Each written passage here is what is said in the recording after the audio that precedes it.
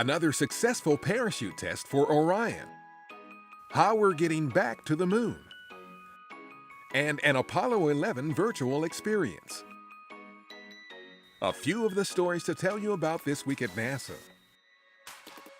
We successfully tested our Orion spacecraft's parachute system recently at the U.S. Army Proving Ground in Yuma, Arizona. It's the 7th in a series of 8 tests to certify the parachutes for missions with astronauts. Meanwhile, another milestone for the program in Houston, the Mach Crew Module for use in the upcoming Ascent Abort 2 test, was powered on for the first time. Ascent Abort 2 is a full stress test of Orion's launch abort system planned for April 2019. In case you hadn't heard, NASA is going back to the moon. A new vertical video on our Instagram takes you behind the scenes to show 5 ways we're working to get astronauts back to the moon in preparation for missions even farther into the solar system. To learn more about our moon and the agency's exploration campaign to return to the lunar surface and eventually send humans to Mars, go to nasa.gov/moon to Mars. Houston, Tranquility Base here. The Eagle has landed. July 20th marks the 49th anniversary of Apollo 11's historic landing on the moon. It's one small step for man, one giant leap for mankind. Earlier this year, our spin-off publication highlighted Apollo 11 VR, a virtual experience made with NASA data. To mark the anniversary, here's a look at it in action.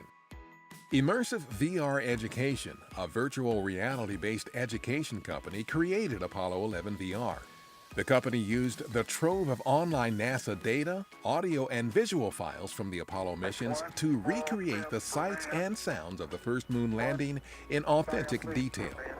Developers also worked with Apollo 16 astronaut Charlie Duke, who tested an early version and helped improve the accuracy of the control panel for the final release. Apollo 11 VR is one of the many NASA spin-off products developed as a result of the agency's long history of transferring technology to the private sector. The SOFIA Flying Telescope completed 7 weeks of celestial observations from Christchurch, New Zealand. This deployment marked the first time the observatory's instrument that studies celestial magnetic fields was used in the southern hemisphere. The research could help astronomers better understand how magnetic fields affect processes that occur at the center of the galaxy and around newly forming stars.